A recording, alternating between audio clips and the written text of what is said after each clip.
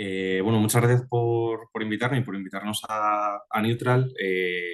Creo que además estos espacios para precisamente abordar los discursos del odio y en lo que tiene que ver con nosotros, ¿no? Que es la desinformación, cómo la desinformación está precisamente influyendo y cómo está generando esa polarización de la que tanto hablamos y cómo estamos utilizando al final los discursos del odio pues, para enfrentar o para dividir y para al final como que sembrar discordia, ¿no? Me ha gustado mucho que además Beatriz Carrillo, la anterior ponente, pues lo ha subrayado, ¿no? Es decir, el papel de los bulos y la desinformación, pues para, en fin, a la hora de generar discurso del odio.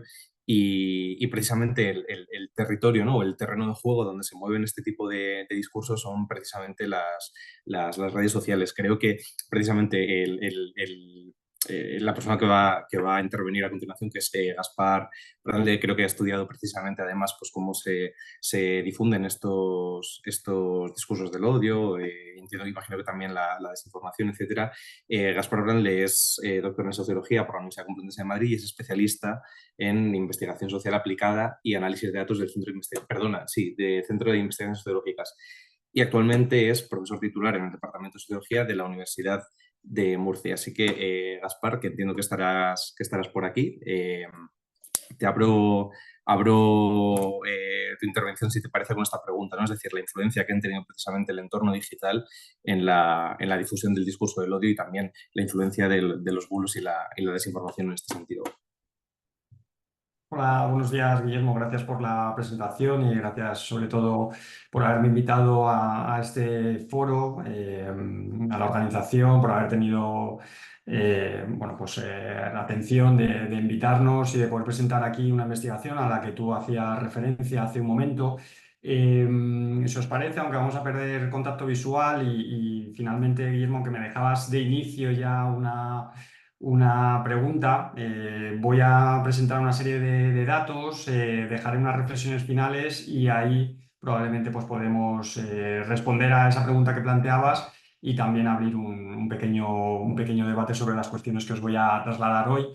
Si os parece, comparto presentación. Ya os digo que perderemos un poco de contacto visual, pero bueno, luego para el debate lo podemos volver a retomar.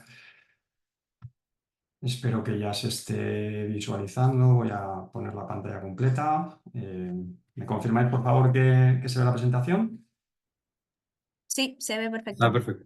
Vale, perfecto. Pues nada, simplemente un poco lo que me pedían es que os acercara los resultados que hemos obtenido en una investigación. Quizá ya el trabajo de campo no es tan reciente, hace un par de años, pero en cualquier caso son trabajos que vienen enmarcados dentro de dos proyectos de investigación vigentes todavía, sobre todo este último de GEDmedia y el Cardiocom, que lo que buscamos precisamente es analizar cómo se está difundiendo el discurso de odio en los medios de comunicación, diferentes tipos de discurso de odio, diferentes colectivos a los que va dirigido, objeto de esos discursos de odio, y específicamente pues, nos centramos también en fuentes de difusión de esos discursos de odio. En el GEDmedia, por ejemplo, trabajamos redes sociales, pero también los medios de comunicación. Y yo creo que aquí, Guillermo, seguro que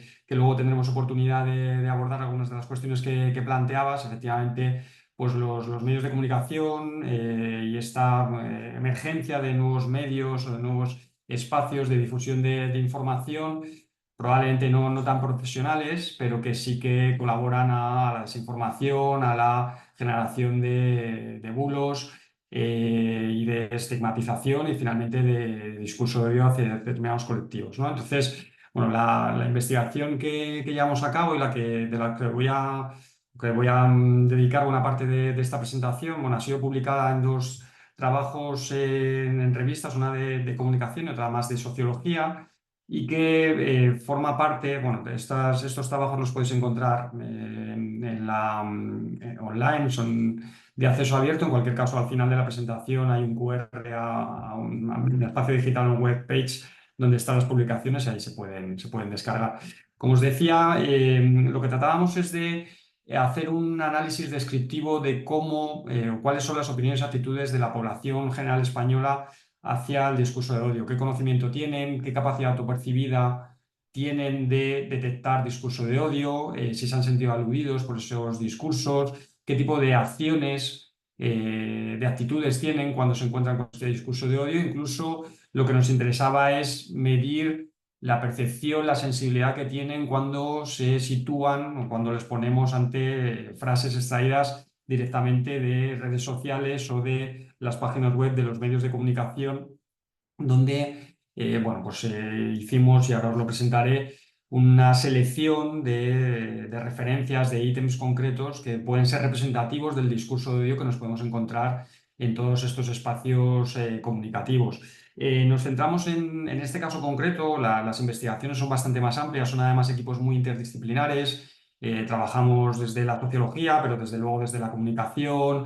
Hay compañeros desde el área de informática, incluso desde lingüística, porque en el proyecto GenMedia, bueno, pues se ha creado un algoritmo en el que trata de detectar odio y de establecer las intensidades, qué tipo de odio, qué colectivos y qué intensidades se dan en esas frases que se bueno, difunden en redes sociales, especialmente, como os decía, en las cabeceras o en los espacios chat que tienen los medios de comunicación para los lectores o que los lectores comenten por la información que se está trasladando. Bueno, esta encuesta, como veis ahí, es una encuesta representativa a nivel nacional, que participaron algo más de 1000 personas mayores de 16 años. Se trató de establecer una serie de cuotas para bueno, mantener una representatividad a nivel de sexo, edad, estatus y región de residencia. Y como os decía, bueno, el trabajo de campo se realizó hace ahora aproximadamente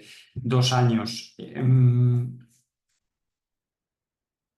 Los objetivos que teníamos fundamentalmente, como os decía, es hacer una aproximación, un estudio más descriptivo. Es verdad que hay estudios más sectoriales, tanto de grupos poblacionales. Por ejemplo, el discurso de odio en los jóvenes es un ámbito que está muy, muy desarrollado, muy trabajado, también en determinados espacios comunicativos como las redes sociales, pero en cualquier caso nos parecía que quizá había un espacio abierto, todavía un poco menos explorado, de población general y sobre cuestiones, como os decía, que tienen que ver con buscar variables que nos puedan ayudar a entender cómo las personas nos posicionamos ante el discurso del odio, cómo lo sentimos, cómo nos posicionamos, qué hacemos y cómo de alguna manera esto pues, puede colaborar en algunos casos a la difusión, a que se extienda este discurso de odio, o también en algunas otras situaciones pues podemos ser un cortafuegos o podemos detectarlo, denunciarlo y por tanto minimizar el impacto que puede tener sobre el discurso de odio sobre determinados grupos colectivos que están especialmente vulnerabilizados, estigmatizados por este tipo de discursos. Os voy a presentar algunos datos en las siguientes diapositivas que creo que pueden ser ilustrativos de lo que encontramos y de lo que de alguna manera podría ser un mapa orientativo de cómo a nivel nacional pues, podemos determinar las opiniones y actitudes de la población española ante estos discursos. Estos datos que veis en pantalla ahora mismo, este gráfico, lo que trata o lo que medíamos es la capacidad autopercibida que tienen las personas para identificar estas expresiones de odio. Es decir, simplemente les preguntábamos si se ven capaces, y lo medíamos en una escala del 1 al 5, 1 es nada y 5 es mucho, de detectar expresiones denigrantes. No, obviamente no utilizábamos la pregunta del cuestionario, pero no utilizábamos directamente el concepto de odio, porque podría condicionar de alguna forma, pero sí que bueno, pues nos acercábamos a la pregunta desde el punto de vista de identificar expresiones denigrantes, violentas, etcétera, hacia determinados colectivos o personas. Como veis aquí, bueno, la media general es bastante alta, por encima del 4, es decir, las personas en general se sienten capaces de identificar estas expresiones de odio, aunque hay ligeras diferencias en función de algunas de las variables. No hay diferencias estadísticamente significativas por edad y sexo, es decir, hombres y mujeres o los grupos de edad se sienten más o menos igualmente capaces de identificar estas expresiones de odio, pero sí hay diferencias importantes cuando analizamos esta capacidad autopercibida en función de variables como, por ejemplo, el nivel de estudios, la clase social o la ideología, viendo, por ejemplo, que a medida que aumenta el nivel de estudios, las personas se sienten más capaces de identificar estas expresiones.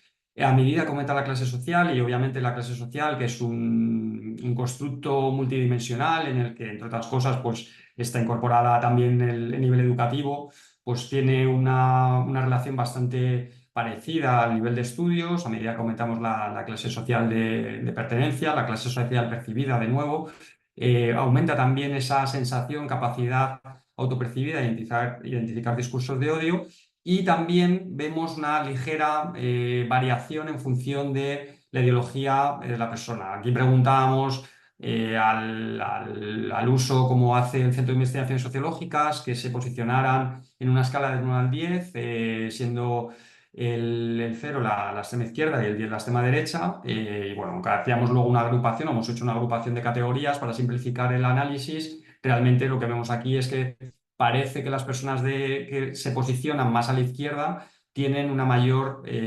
sensación, percepción de que son capaces de identificar estas expresiones de odio. Ahora veremos algunos otros datos que enlazan con estas cuestiones. Lo que sí que detectamos y que creo que está o está muy difundido, es la sensación de que este discurso de odio ha aumentado en los últimos años.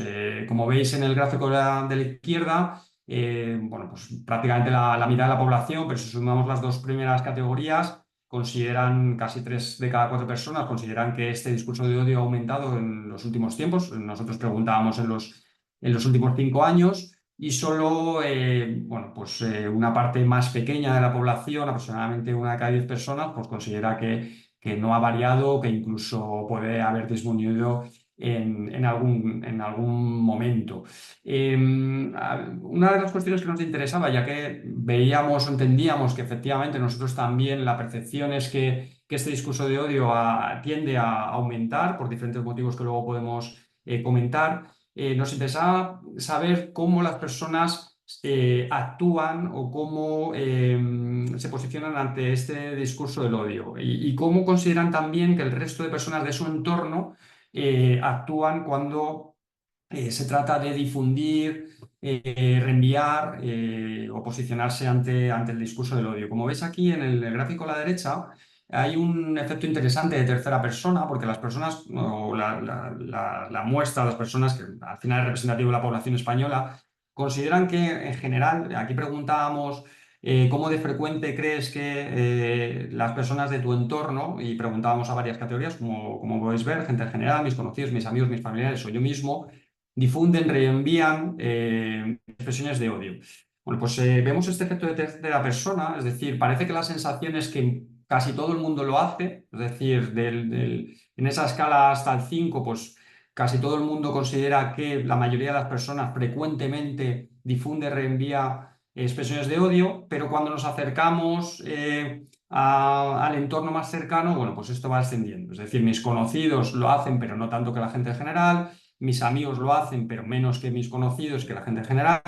Mis familiares, menos todavía. Y yo mismo, pues prácticamente pocas personas reconocen este hecho. Esta, lógicamente, tiene dos explicaciones. Uno realmente está muy vinculado, o fundamentalmente está vinculado con un efecto de deseabilidad social. Lógicamente, si estamos hablando de discurso de odio, es una connotación negativa, y reconocer abiertamente que uno difunde, reenvía expresiones de odio, pues puede entenderse como un disvalor o un aspecto negativo a nivel social, como es lógico, y esto genera que, aunque la percepción sea elevada, es decir, que el odio ha aumentado y que las personas en general difunden este odio, bueno, pues el reconocimiento de que en primera persona se hace es mucho menor. Luego veremos también algunos datos que explicarían por qué se difunde este odio. De hecho, en estos gráficos, en el de la izquierda, veis los motivos por qué la gente considera, de estas personas que yo he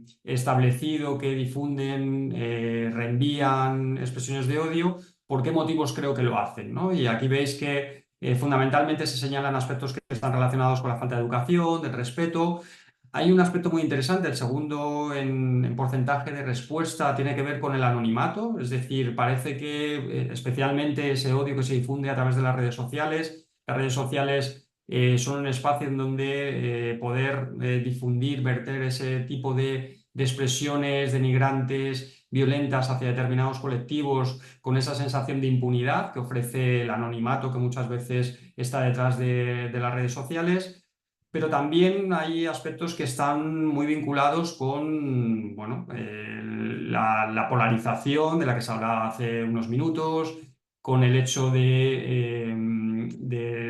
bueno, pues ese enfrentamiento entre bloques, colectivos, etcétera, incluso también por objetivos probablemente que pudieran parecer más espurios, como mantener seguidores en las redes sociales, o más emotivos, como deshagarse o incluso por diversión. Ya veis que también, porque todo el mundo lo hace, pues esa sensación de que hay una cierta beligerancia en las redes sociales, en los medios de comunicación y que, bueno, pues de alguna forma somos partícipes de este fenómeno.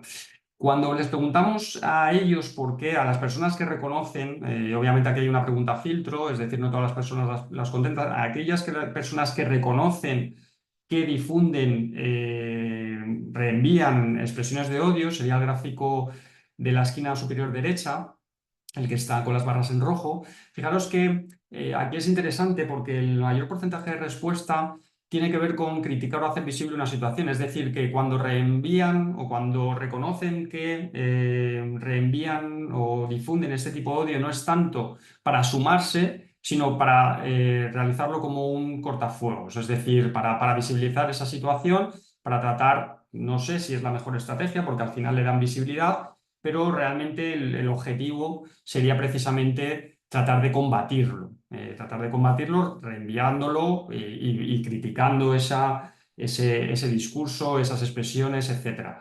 Pero también pues hay otro tipo de motivos que tienen que ver de nuevo con cuestiones relacionadas con la diversión, con la banalización, es decir, y veremos nosotros también el lenguaje, la ironía, que muchas veces está detrás de este discurso de odio, que parece que son bromas, que parece que es algo divertido, cuando realmente es algo grave y que por supuesto tiene un objeto, un objetivo y que estigmatiza, denigra a determinados colectivos por el hecho de serlo, por sus características físicas, culturales, ideológicas, etcétera. Bueno, pues está también presente, ¿no? El reconocimiento de que se hace por diversión o porque directamente se reconoce que se está de acuerdo con algunas de esas expresiones o ese tipo de discurso.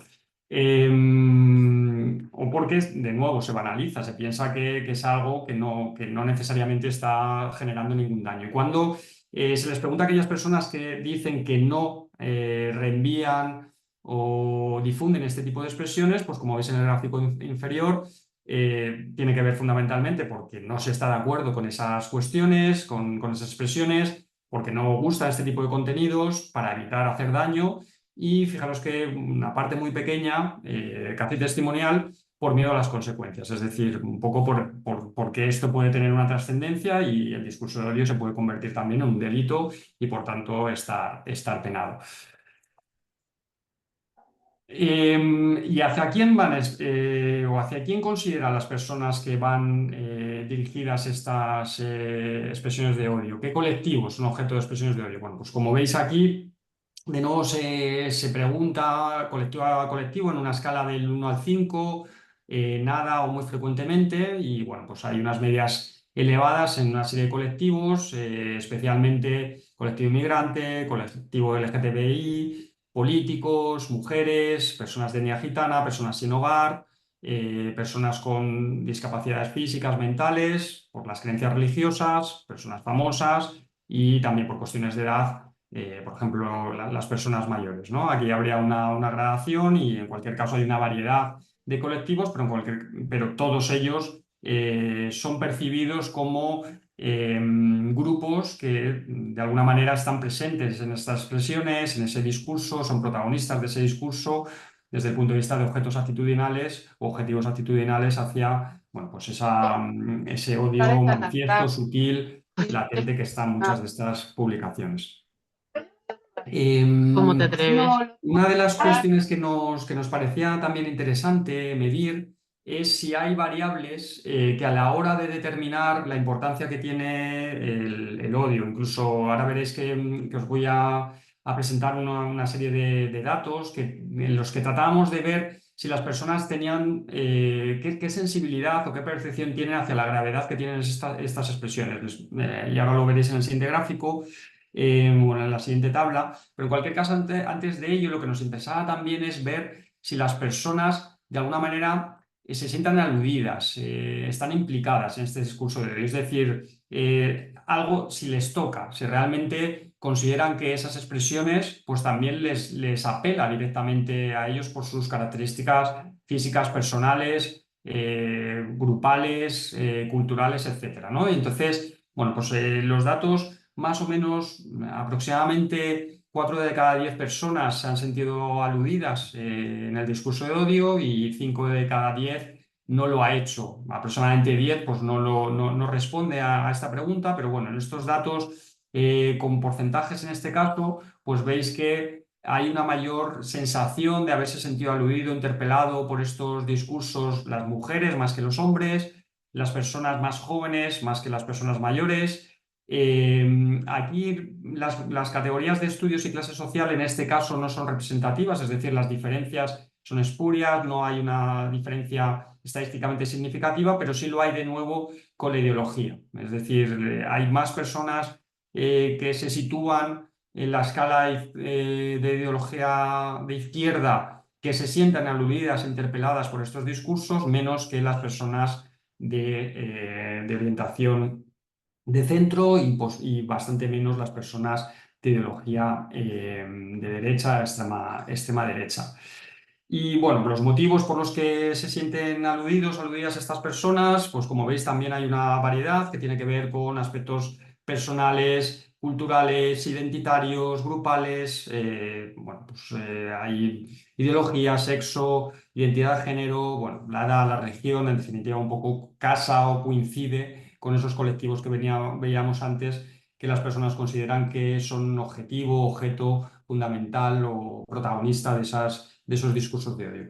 Como os decía, ¿qué es lo que tratamos de hacer? A partir de la extracción de una serie de frases reales que fueron publicadas o que han sido publicadas en redes sociales o incluso, como os decía, en los espacios digitales de los medios de comunicación, se hizo una extracción de frases literales, como veis, algunas de ellas muy gravosas y por supuesto hirientes. Lo que tratamos es de hacer una representatividad más o menos, lo que cabía. Tampoco podíamos poner todos los ítems que nos hubiera gustado porque si no el cuestionario se hacía muy largo y probablemente perdía efectividad a la hora de la medición. Lo que tratamos es de hacer una selección de ítems que recogieran retóricas diferentes, porque aquí nos interesaba también ver si se banalizan algunas veces o si se percibe como menos grave aquel discurso de odio que está envuelto en una ironía, en una especie de chiste, etc. También diferentes tipos de colectivo, también diferentes tipos de gravedad, desde expresiones malsonantes, insultos, hasta, bueno, pues como veis ahí, amenazas. Y bueno, como se puede percibir en la tabla, hay una sensibilidad elevada hacia estos discursos de odio, es decir, la población en general percibe como graves estas expresiones. Hay variabilidad en las respuestas, es decir, se percibe más grave el odio hacia determinados colectivos como la inmigración, las mujeres, o sea, los colectivos inmigrantes, el discurso de odio por motivos de género, etc. Quizá se es más indulgente, entre comillas, porque realmente también es una percepción elevada de la gravedad de esas expresiones cuando el discurso de odio es por motivos ideológicos.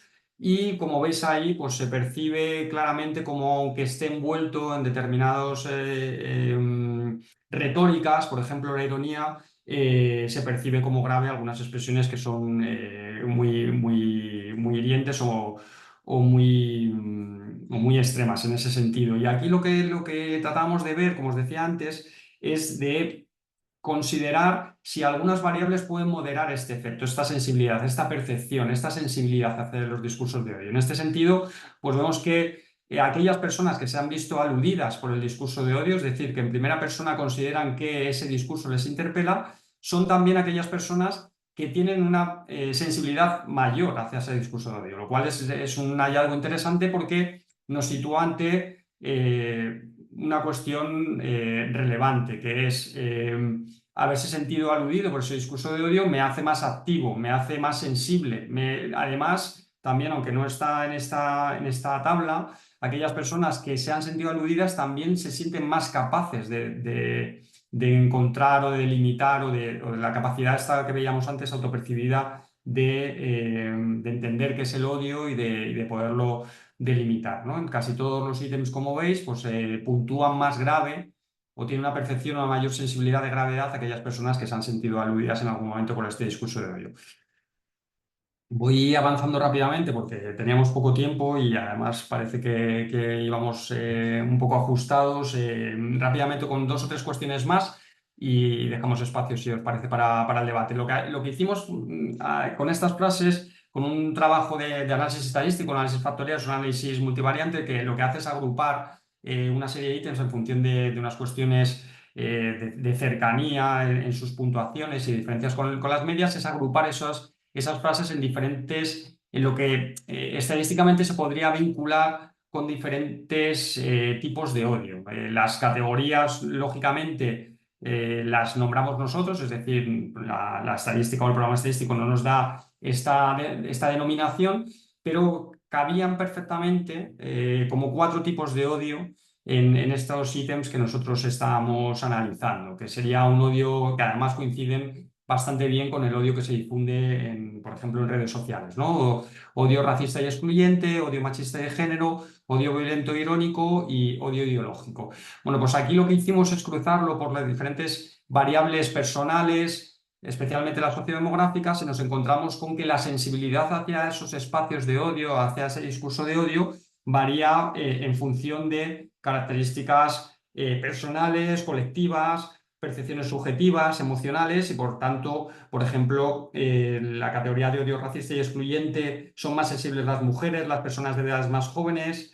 El odio machista de género, de nuevo, las mujeres y las personas con mayor nivel de estudios. Odio violento e irónico, las personas de mayor edad y autoubicación ideológica más a la izquierda.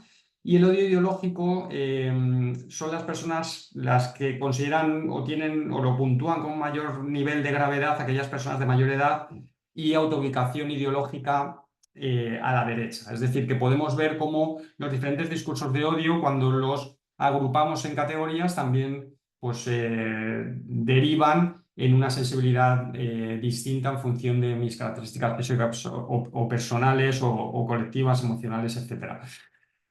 Terminando con algunos datos que os quería trasladar de las investigaciones o de investigación que hicimos, ¿qué se puede hacer, ¿no? ¿Qué piensan las personas que se podría hacer para que hubiera menos discurso de odio? Bueno, pues hay una alta coincidencia en que tiene que haber educación, tiene que volverse o establecer un sistema de valores que permita bueno, pues el respeto hacia el otro, hacia el diferente, hacia las personas que tienen determinadas o que son distintas por los motivos que sean o que forman parte de colectivos y que de alguna manera pues, son objeto de estos discursos de odio. Por supuesto, tiene que ver con las normas internas o hay personas que consideran que la regulación, tanto legal como de las propias o regulación tecnológica, debería ser un factor importante, es decir, que tiene que haber normas internas, por ejemplo, las redes sociales que penalicen estas prácticas, que haya leyes más estrictas, que nos conciencien a través de campañas publicitarias o institucionales, explicando que esto obviamente tiene una repercusión y es un perjuicio contra determinadas personas.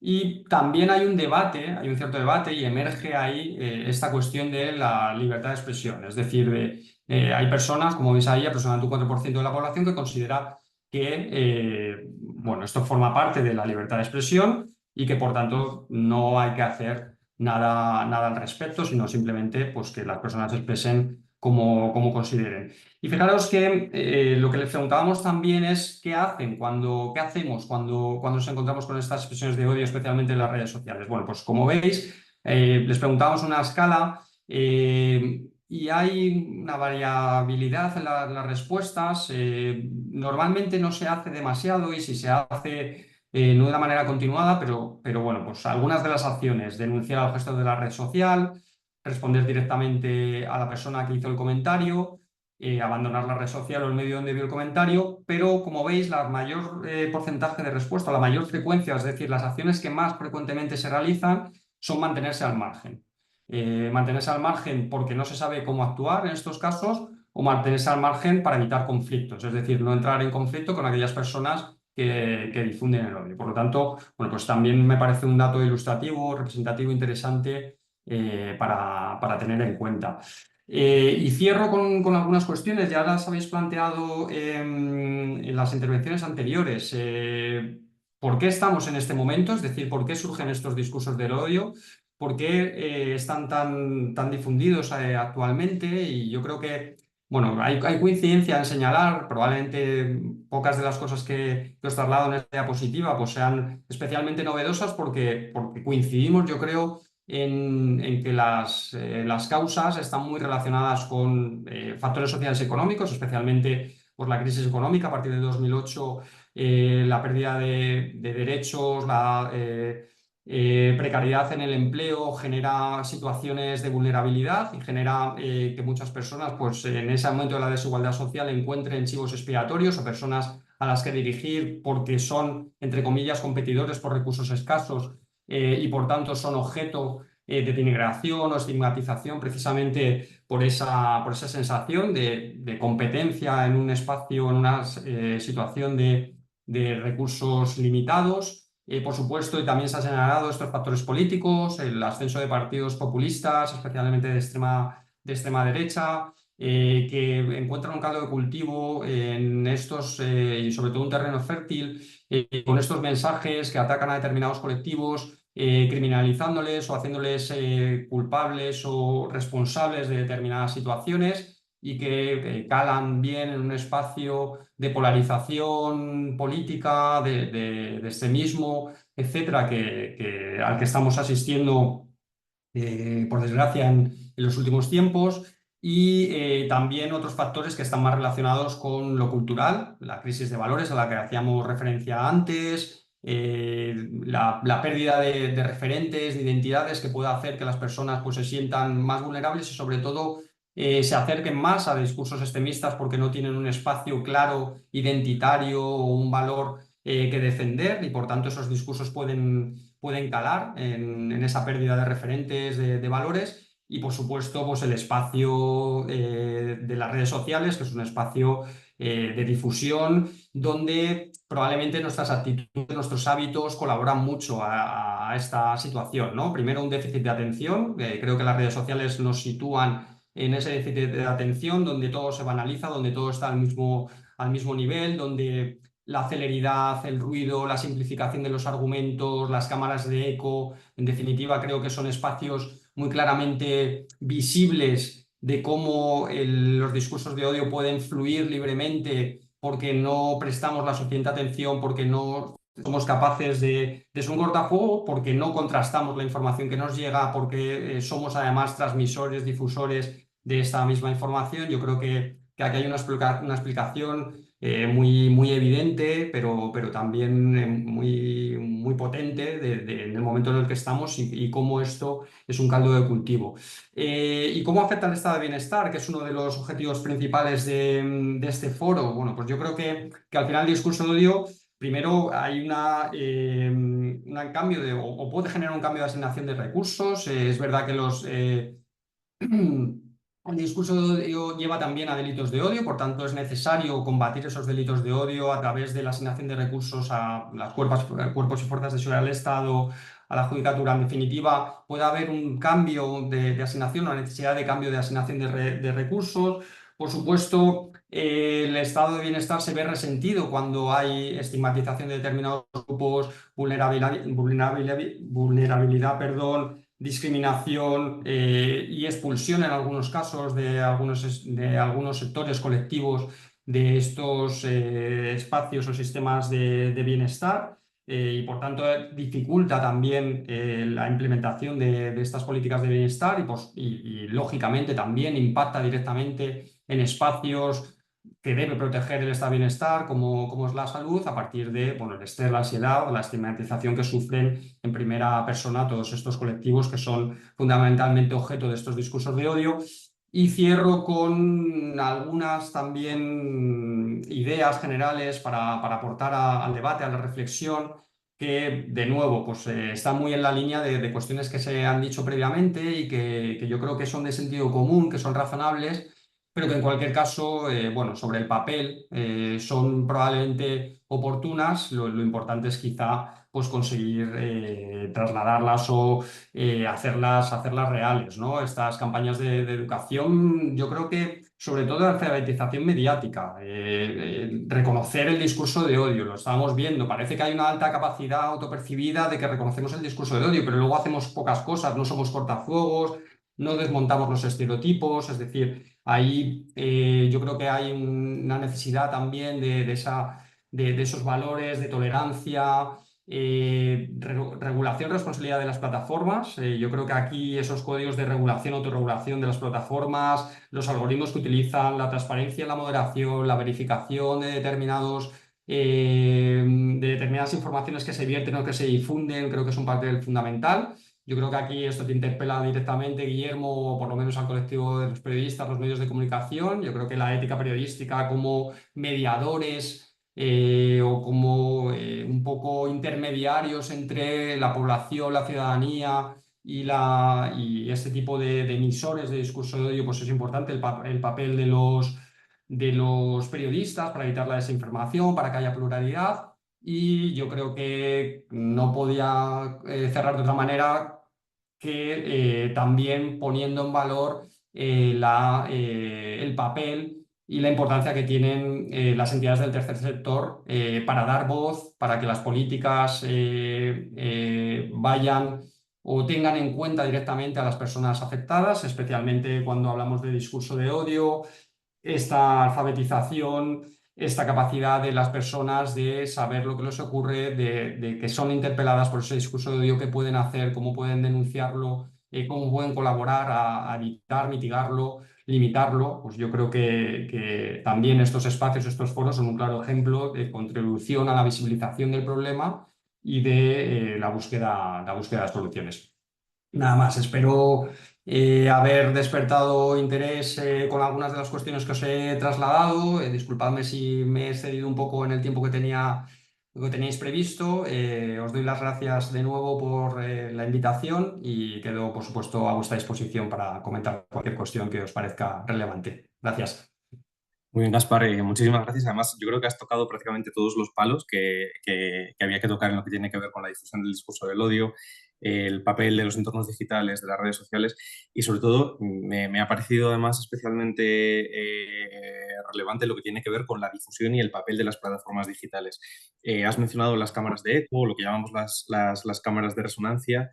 Y hay que tener en cuenta que estos contenidos, lanzar una campaña de odio con unas determinadas narrativas, insertar este tipo de discursos, para empezar, no es algo inocente y no es algo inocuo. Es decir, tal y como están configuradas las redes sociales ahora mismo, es muy fácil tener una audiencia objetivo en la que diseminar una serie de narrativas de odio y que a su vez esas narrativas, prácticamente por el propio diseño de las plataformas, se viralicen de forma casi automática. Precisamente los algoritmos, que es una lucha ahora que existe en la propia Comisión Europea y se está empezando a regular, precisamente lo que hacen las redes sociales es beneficiar o priorizar aquellos contenidos que son profundamente emocionales. La desinformación, los contenidos de odio son profundamente emocionales.